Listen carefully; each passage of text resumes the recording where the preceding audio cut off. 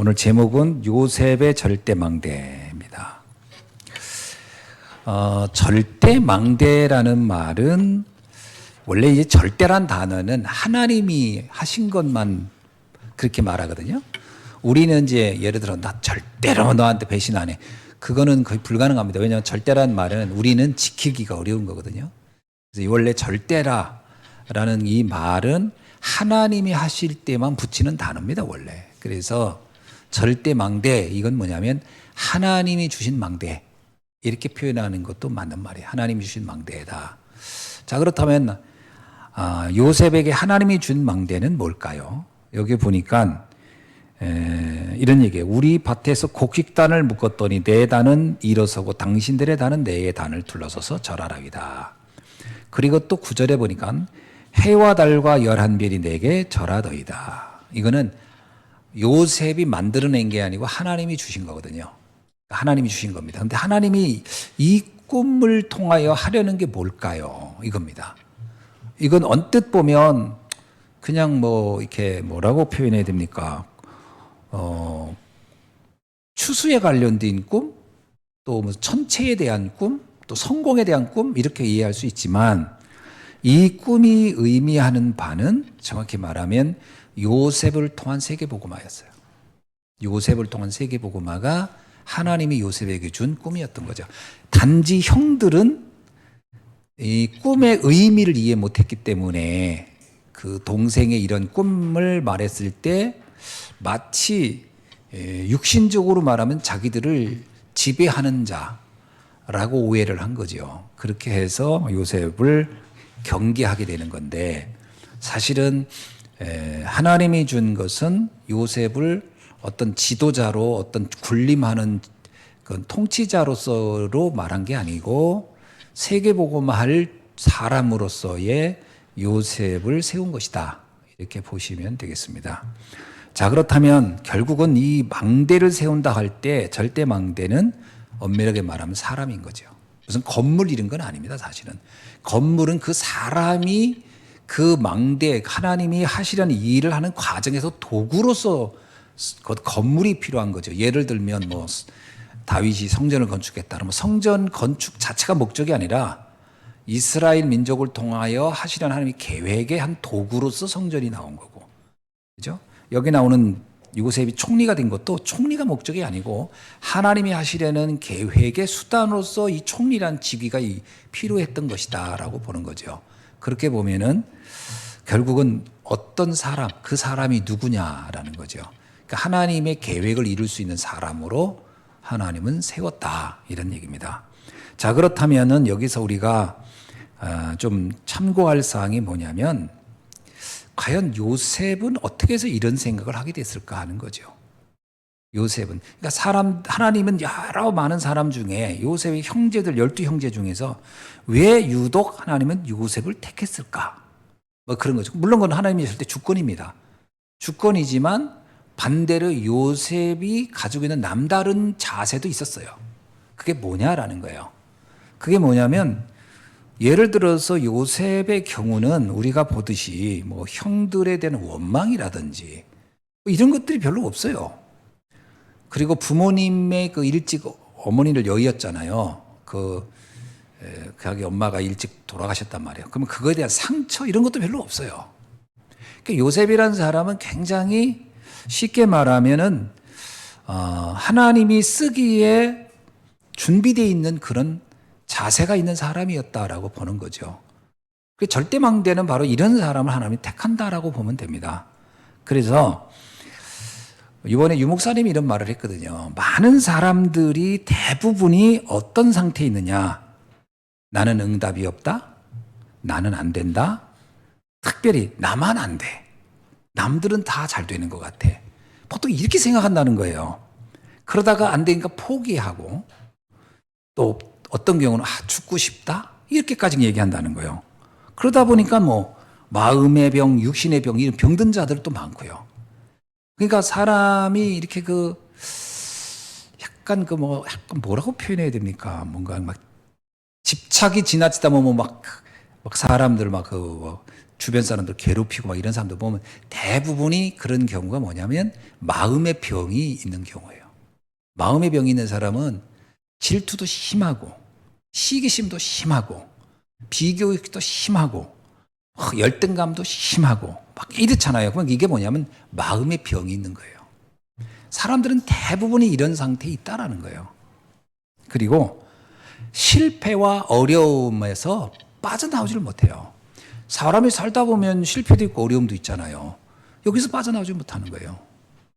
제가 얼마 전에 무슨 글을 보는데 앨런 머스크의 성공 과정 얘기 쭉 쓴 글이에요. 근데 참 그 사람 읽으면서 다 기억은 안 나는데 몇 가지 특징적인 게 있는 게 뭐냐면 앨런 머스크가 나름대로 이렇게 돈을 처음에 벌게 한 것이 어떤 플랫폼을 만들었냐면 오늘로 말하면 이제 우리나라 말하면 그거예요. 저기 뭐죠? 이렇게 음식 어디 가면 맛있는 거 있다 이렇게 하는 거 있죠. 그거 뭐죠? 그거 저기 배달의 나라가?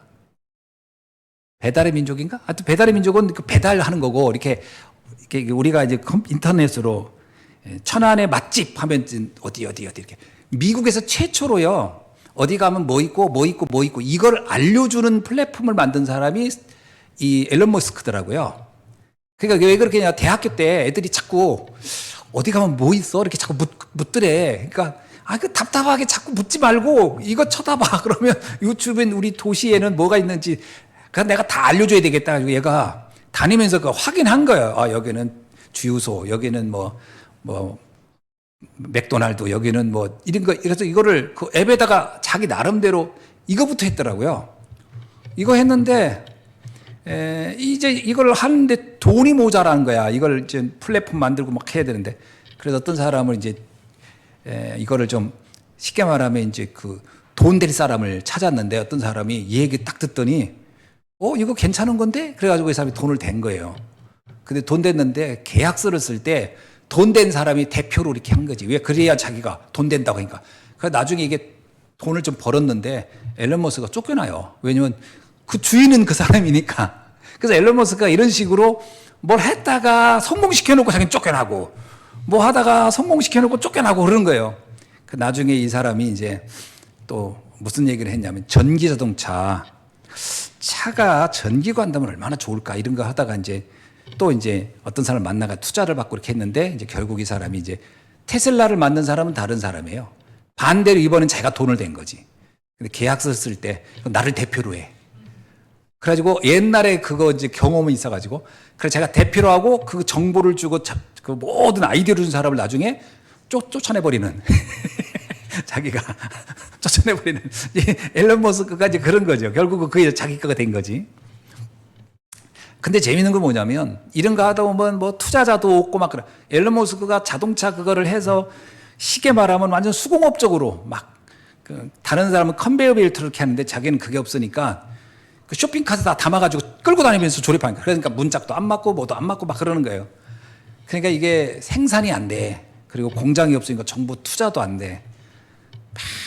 매일 고민하고 막 잠도 못 자고 막 헛것이 보이고 막 이럴 정도로 할 텐데 어느 날 자기가 이제 일본 자동차 토요타가 어느 회사가 부도 나가지고 그 뭐 할 수 없다 그러니까 거의 찾아가 가지고서 쇼당을 치는 거지 자기가 일본 말로. 그래가지고서 이제 아주 저렴하게 그 회사를 사가지고 거기다가 좀 조립식 회사를 만들면서 성공하는 과정인데 보면 재밌는 게 뭐냐면 앨런 머스크의 장점 중에 하나가 뭐냐?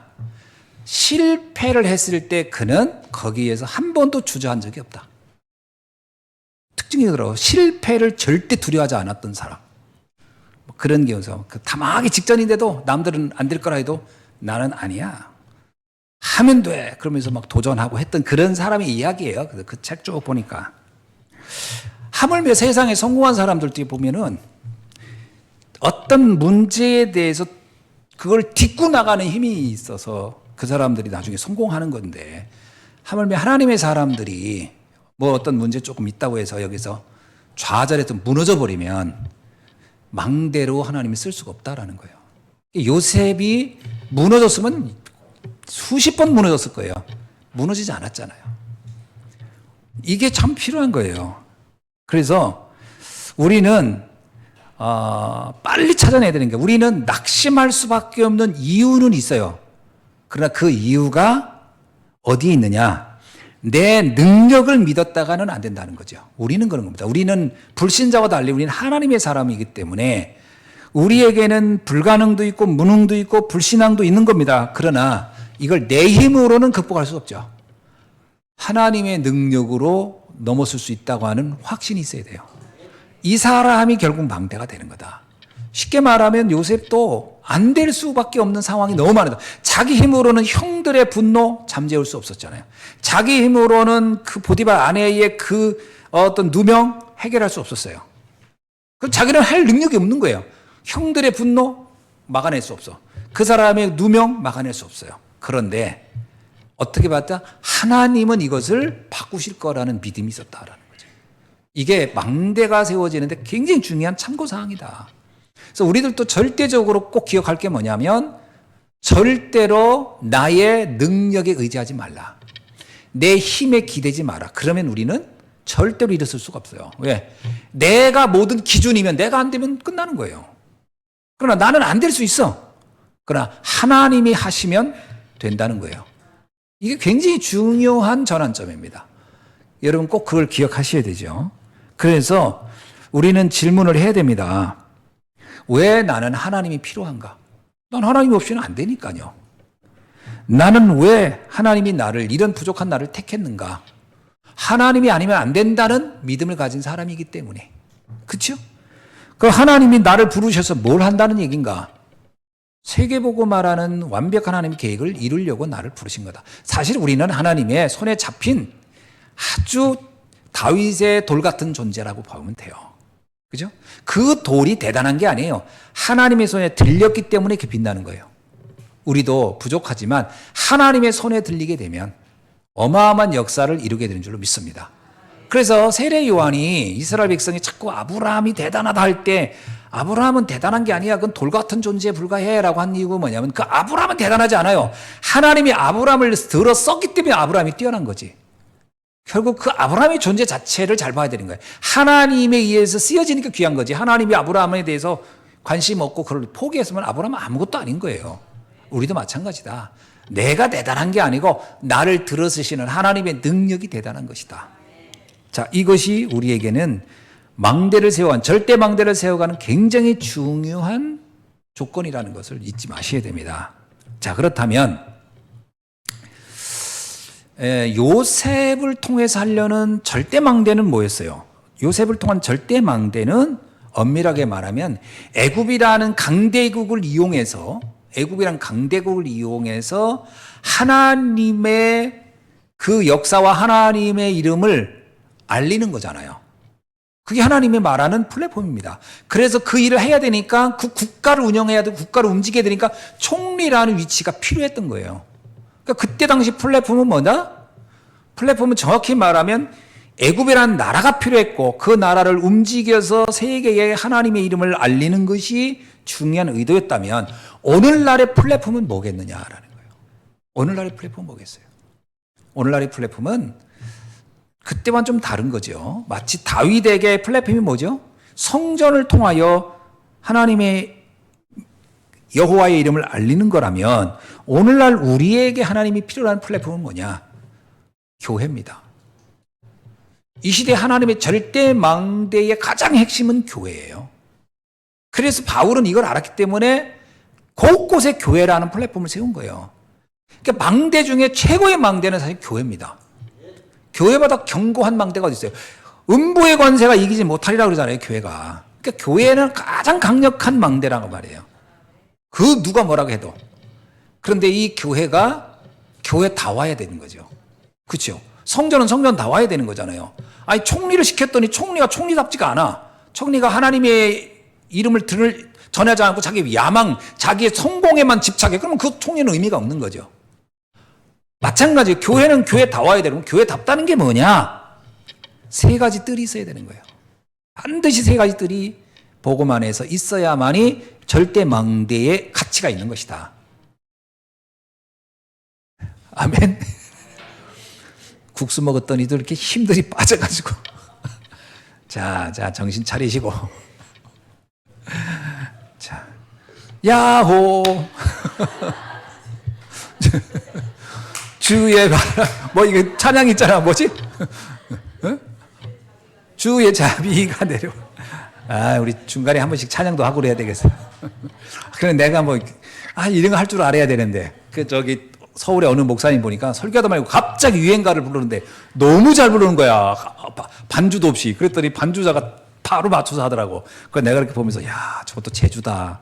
성도들이 잘 시간이 없어 보니까 중간중간 막 찬양 부르고 노래하고 그 다음에 막 그 뭐더라 유행가를 부르니까 다 깨대. 복음성가 할 때는 다들 가만히 있는데 이 목사님이 유행가를 부르니까 막 기가 막히더라고. 그래서 내가 야, 저것도 재주다 싶은데 내가 아는 유행가가 없네. 자, 다시 이제 원점으로 돌아가서 다시 말씀으로 들어가면 교회라고 하는 플랫폼이 굉장히 중요해요. 그 교회는 반드시 교회다워야 되는데 그 오늘날의 교회답다. 이것도 교회답다고 하는 것도 시대에 따라 좀씩 달라요. 예를 들면 바울 시대는 어떤 교회가 교회다운 교회였냐? 바울 시대 가장 많이 도전받았던 것은 율법인가 복음인가였어요.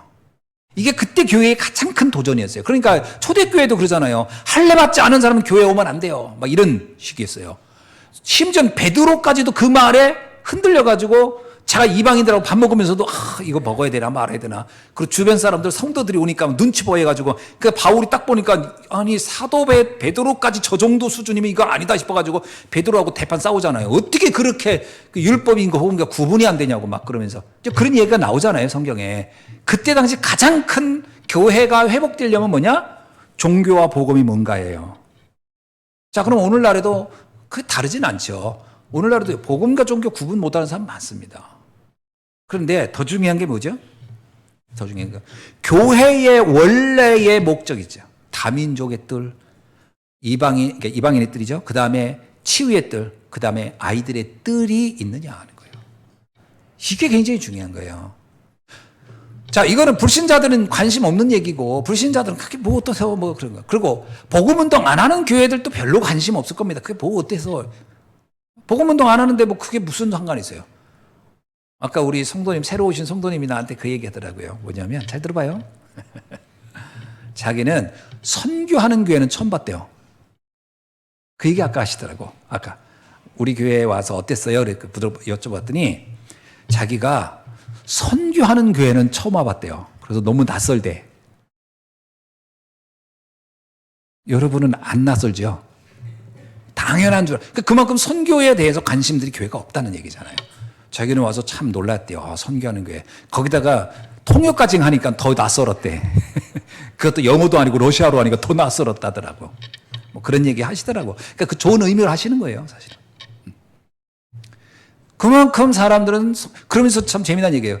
그냥 나 하나 잘 되고 복받자라고 하는 거 거의 교회 내용의 핵심이었다라고 했죠. 전에 다녔던 교회들이 다 그런 얘기였다는 거예요. 나 하나 예수 믿고 구원받고 복받자. 근데 여기 왔더니 그게 아니더라는 거예요. 우리 교회는 메시지 전체가. 전 세계 나가 살려야 된다고 하는데 너무 다르다는 거예요. 너무 낯설대 이게. 예.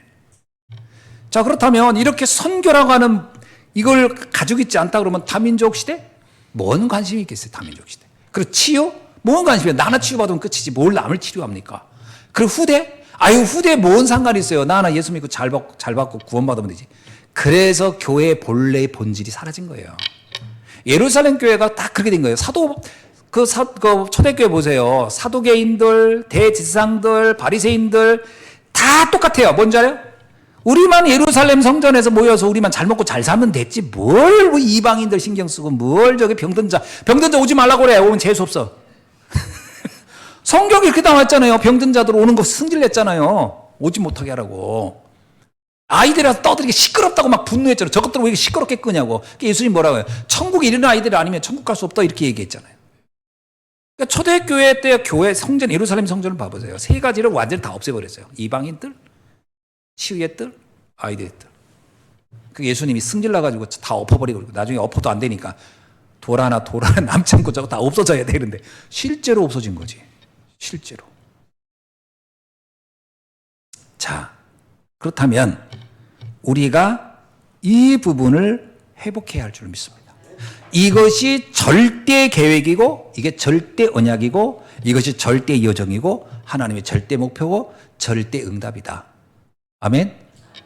이 절대 망대예요. 이 시대에. 그러니까 요셉에게도 그것이 하나님의 절대 망대이기 때문에 요셉이 그거를 이룰 수 있도록 하나님이 모든 여정을 인도해 가신 것처럼 오늘 우리도 이것을 위해서 하나님 우리 예수함교회와 여러분들의 인생을 완벽하게 이끌어 가실 줄로 믿습니다. 이걸 믿으셔야 돼요. 그렇죠?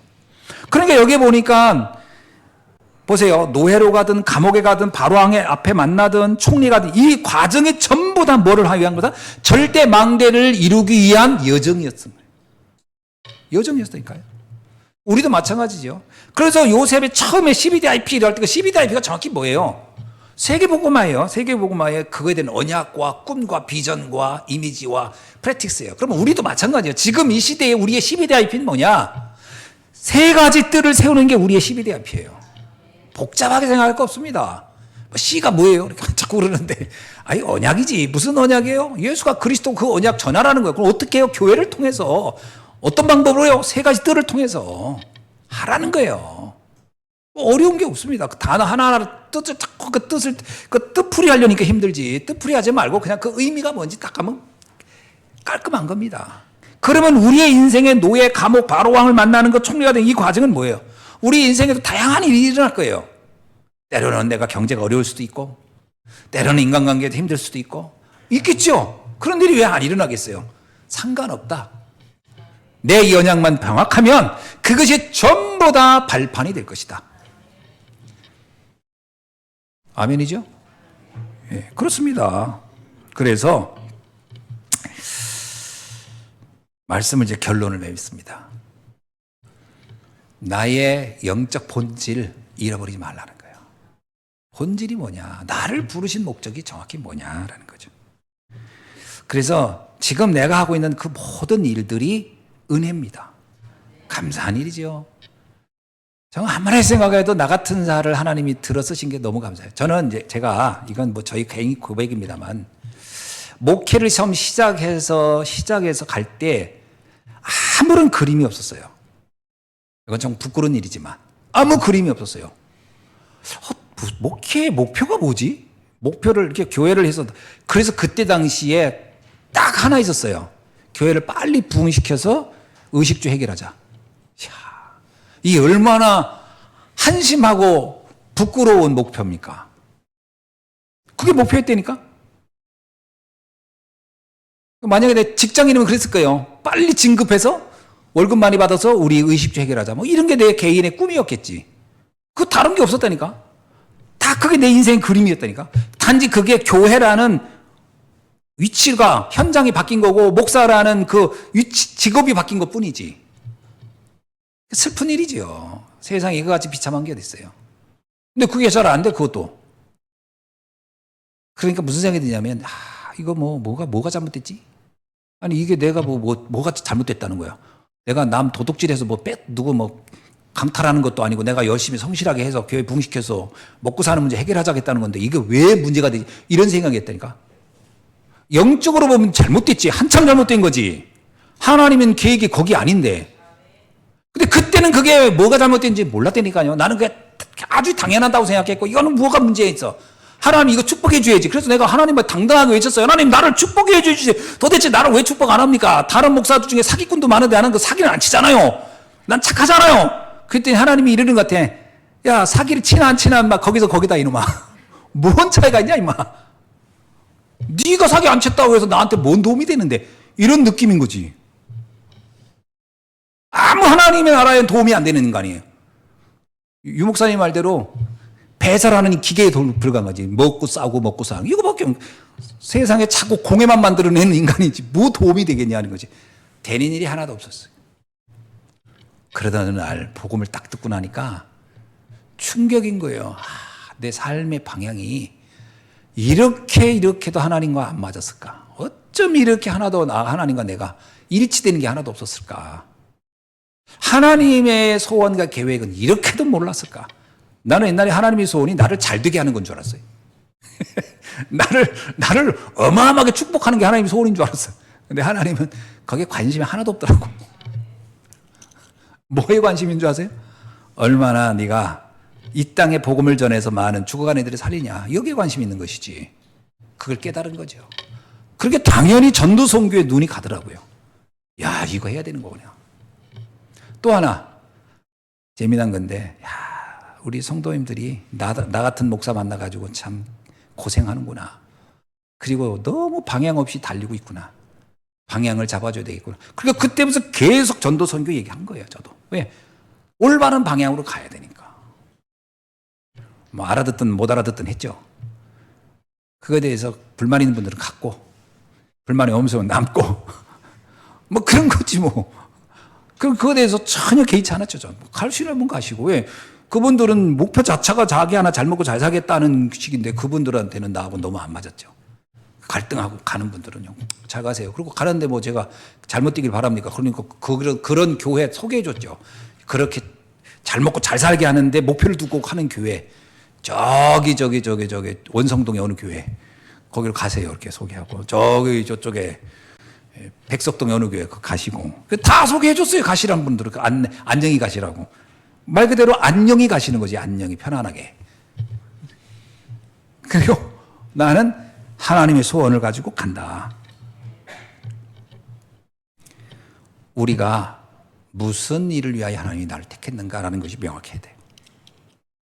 그 본질을 잊지 않아야 돼요. 그때 비로소 본질이 뭔지 알아서 하나님은 나를 구원하시고 나를 통해서 세계복음화를 하길 원하는 게 하나님의 본질이구나. 이게 우리 교회의 본질이구나. 저는 뭐 너무 좀 행복하고 당당해요. 누가 말하게도. 그러니까 부끄럽지도 않거니와 위축되는 것도 없죠. 우리 인생이 뭐 있겠습니까? 나는 우리 아버님을 보면서 알겠어요. 우리 아버님도 굉장히 그 교회를 잘 섬겼던 장로님이세요. 제가 보기에는. 그리고 마지막에는 교회의 전 재산 중에 뭐 거의 가장 큰 재산의 일부를 교회에 헌납하고 가셨잖아요. 근데 전 그걸 보면서 그래, 나중에 돌아가시기 직전의 모습을 보면 그렇게 젊었을 때 돈하고 성공을 위해서 막 사셨던 분인데 남는 게 없는 거예요. 나이 드시니까 별게 없는 거예요. 그래, 저렇게 사시든 이렇게 살든 인생에 가장 중요한 게 뭘까라고 생각하니까 복음을 위한 헌신 위에는 남는 게 없구나. 뭐가 남아요? 이거 코딱지만한 재산 조금 남겨놨는데 그 형제들 간에 그때 그 다투더라고. 그거 가지고 막 정신없이. 그때 내가 알은 거예요. 이게 몇 푼 되지도 않는 거 가지고 이게 싸움만 나는 거구나. 이게 아무것도 아니구나. 이게 유산이라는 게. 그래서 누가 그러더라고. 자녀를 왜 안 낳습니까? 했더니 유산 싸움 하지 않을 근본을 없애버렸다고 그러더라고. 그 자식을 안 낳는데 왜 나나 홀랑 먹고 다 쓰고 가게. 그러니 이것도 맞는 얘기도 아니잖아요. 이것도. 중요한 건 뭐냐면 무엇을 위해 살다 갈 거냐. 근본에 대한 발견이죠. 저는. 그래서 내 속에 이 망대부터 만들어져야 돼요. 진짜 복음을 위해서. 그래서 사실 우리가 복음을 위해서 난 다 헌신하고 그러겠다. 그때 자녀들이 잘했습니다. 박수 칠 수 있나. 내가 얘기하잖아요. 얼마 전에 그 아인슈타인 대학교의 그 대학원생들, 의대생들 전액 장학금 기부 1조 5천억을 기부한 사람 나오잖아요. 그 자녀들이 다 잘했다고 박수 쳤다는 거예요. 어떤 사람이 그러더라고요. 야, 자녀들이 욕심 안 났을까? 안 났을 겁니다. 왜인지 아세요? 우리 그 자녀들이 잘 살아요. 그러니까 부모의 그 재산이 더 이상 필요한 자녀들이 아닌 거예요. 그리고 그만큼 그게 소통이 된 거예요. 나름 가치 있는 일을 위해서 난 하다 간다 했더니 잘하셨다고 박수 친 거죠. 우리도 또 진짜 복음을 위한 우리의 인생의 여정이 우리의 모든 가족들이 같이 행복해하고 박수 칠 수 있는 응답을 받아야 할 줄로 믿습니다. 그렇습니다. 이게 내 속에 우리 가정에 이 망대가 명확히 세워져야 돼요. 그리고 현장의 망대가 있어야 됩니다. 저는 지금 꿈이 여러분도 아시겠지만 일단 셋들 있는 교회를 세우는 게 제 꿈이에요, 사실은. 그래서 그런 생각 들어요. 자, 하나님이 진짜 우리 마음을 아신다면 언젠간 역사하실 건데 언제 하시려나, 언제 역사하실까, 뭐 이런 기대도 있고요.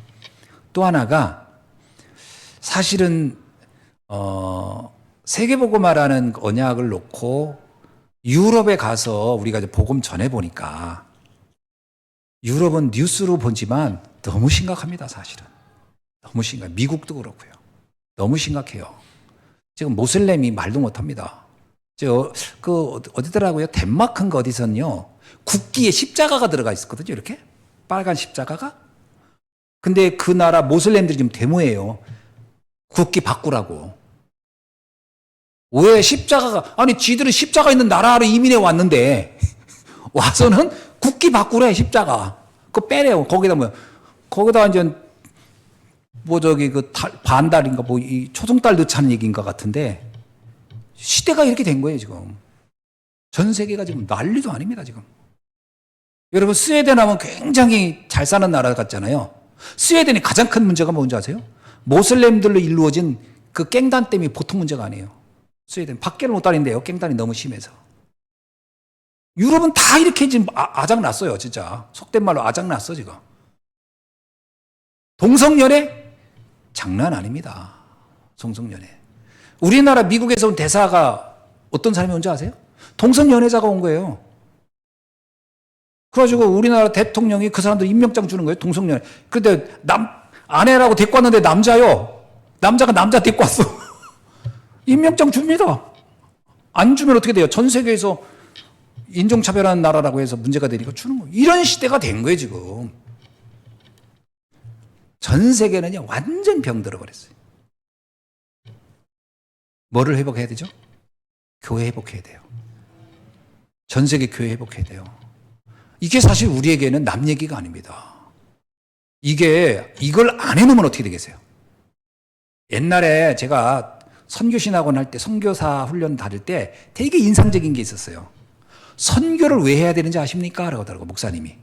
그러니까 우리 그때 이제 처음 선교사 훈련 받을 때니까 첫 강이에요. 선교를 왜 해야 되는지 아십니까? 그런데 우리는 이제 멀뚱멀뚱하고 쳐다보고 있었죠. 전도가 소중하니까 선교도 중요하겠지 하고 있는데, 그 목사님이 그 얘기를 하는 거야. 선교는 재앙의 근원지를 없애는 겁니다. 선교는 재앙의 근원지를 없애는 거예요. 그러면서 하는 얘기가 황사 얘기를 하는 거예요. 고비 사막에 있는 중국 거기 있는 그 황사가 몰아쳐서 우리나라 오면 우리나라에요 1년에 몇 조의 손해를 본대요. 왜냐하면 그 미세먼지가 그 반도체 이런 데요. 그런데 미묘하게 영향을 줘가지고 어마어마하게 손해를 본대요. 지금 말도 못하게. 우리 기관지에도 그렇고 건강에도 그렇고. 그러니까 우리나라에서 시키지도 않았는데 우리나라에 있는 회사들이요 어떻게 하는 줄 아세요? 중국에 가가지고 그 내몽고에 가가지고 나무 심어주게 하는 거예요. 나무. 아니 우리나라도 아닌데 근데 왜 나무 심어요? 그 사막화를 막아야 우리가 혜택을 보니까.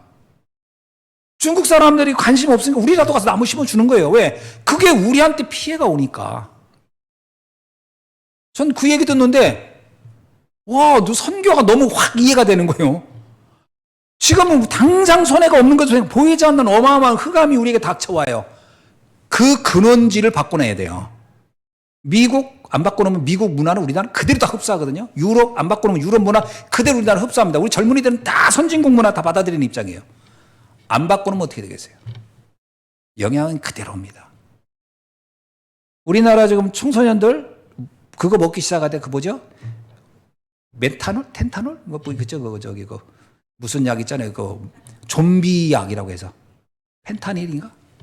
그거 이제 벌써 먹기 시작한대요. 그거 먹으면 뇌가 이제 진짜 말 그대로 이제 좀비 되는 거거든. 그게 인간이 만드는 화학으로 만든 최고 강한 마약 성분이야. 그거 애들 먹는다는 거예요. 지금 벌써 중고등학생들이. 심각합니다. 이거 뭐로 막을 거냐? 선교를 안 하면 안 되거든요. 그 현장에 망대 세워야 돼요. 1,000망대를 곳곳에 세워야 돼요. 그래서 저는 아르메니아 갔을 때 거기 그 야곱 목사한테 그 얘기를 했거든요. 목사님, 이 교회를 교두부로 해서 동유럽을 살립시다. 그랬더니 야곱 목사 처음에 우리의 이 얘기를 듣더니 나중에 나한테 조용하게 질문하는 거예요.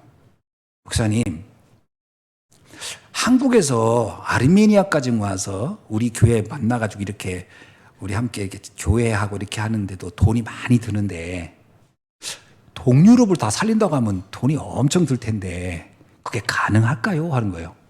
그 무슨 얘기인가 했더니요. 이 목사님은 그냥 우리 교회하고 예수한 교회하고 자매 결혼해가지고 우리끼리 이렇게 서로 상호 왕래하면서 이렇게 하면 이게 좋지 않겠냐라는 거예요. 지금까지 모든 교회가 오면 그런 식이었대요. 자매 결혼 맺어가지고 이제 우리 둘이 친구 교회 되고 가족 교회 되는 거지. 그래서 이렇게 1년에 한 번씩 우리도 방문하고 너희들도 한국에 한 번 오고 이것이 이제 목표인 거지. 근데 난 그런 관심 없어요, 그거. 난 당신들하고 자매 결혼하고 이런 관심도 없고 그런 생각도 없어요. 그랬더니 왜요? 그러는 거예요. 왜? 그래서 우리는 목표가 거기 있는 게 아니고 유럽을 살려야 됩니다. 그래서 유럽 얘기를 막 했어요. 그랬더니 야고 목사가 이렇게 듣더니 근데 한국 목사님들은 다 그런 생각을 하고 있어요 그러더라고. 우리 교단이 그 생각을 하고 있습니다 했더니 자기는 너무 충격적이라는 거예요. 자기가 유럽 거기 살면서도 그 생각 안 했는데 동양에 있는 목사님들이 왜 우리 걱정하냐는 거지. 왜 우리를 걱정하냐는 거예요. 그래서 당신들이 안 하니까. 당신들이 안 하니까 우리가 걱정하는 거다. 당신들이 하면 난 안 온다. 그래서 야곱 목사님, 내가 당신한테 말하는 게 뭔지 알아? 당신이 그걸 하라. 그걸 하라고 내가 도와주는 거고 당신이 하면 우리는 빠져나간다. 그리고 우리는 다른 데 가야 된다 또. 그럼 나보고 어디를 생각하고 있니? 그건 모르지요 내가. 그럼 하나님 또 문 열어주면 가지요. 그게 뭐 어느 나라일지 모르죠. 그랬더니 자기는 한 번도 그런 생각 해본 적이 없다는 거예요. 이제 하시라고 그래서 이제 하시라고. 그랬더니 알았다고. 생각이 확 바뀐 거예요. 그 다음부터 이분이 이제 생각하는 거예요. 우리가 선교해야 되는구나. 여러분 이거는 현장의 망대를 안 세워놓으면 재앙이 끝나지 않아요. 그래서 유럽의 지금 문제야. 이 러시아의 문제가 뭔지 아냐. 당신들이 선교 안에서 생기는 문제다. 내가 그랬어요. 그런 것 같다는 거예요. 자기도 그런 것 같대. 모슬렘이 저렇게 확산될 때 자기들은 아무 생각이 없었대. 우리만 여기서 그냥 예배드리고 은혜 받으면 됐지. 그건 내가 죄라고 그랬어요. 죄. 그리고 성경에는 얘기했어요. 네 형제가 무너지고 거기서 죽으면 그 핏값을 너에게 묻겠노라. 하나님이 하신 말씀이다. 야곱 목사님한테 핏값을 물을 겁니다. 이 주변에 러시아에서 이거 보고 못 받고 죽는 사람들 다 야곱 목사님이 핏값을 나중에 천국 가서 엄청 하나님한테 야단 맞을 건데 그거 감당하라고 생각해보라고 그랬더니 막 웃더니 나만 핏값을 묻나요? 내 주변에 목사 다 묻겠지 그러더라고요. 그래서 그래 다 묻는다 그랬어요. 그랬더니 그러면 좀 덜 힘들 거래. 같이 고통당하니까. 하도 어이가 없어가지고 막 자기도 웃어가면서 농담으로 그러더라고요. 그러니까 이만큼 우리는 현장에 망대 세우는 거에 대해서 관심이 없어. 이걸 해야 되는 겁니다. 참 감사해요. 제가 하나님께 내한테 어찌 우리가 이 눈을 열어줬을까. 여기 계신 여러분들이 바로 그 일을 할 사람으로 주님은 택하여 부르신 줄로 믿습니다. 기도하겠습니다. 하나님 감사합니다. 오늘 요셉의 절대망대처럼 오늘 우리 시대 우리의 절대망대를 세워서 세계 살리는 언약의 여정을 걷게 하여 주옵소서. 그래서 전 세계 2, 3, 7, 5천 종족을 파고들게 하여 주시고 재앙의 근원지를 없애는 축복을 누리게 하옵소서. 감사드리며 그리스도이신 예수님의 이름으로 기도하옵나이다. 아멘.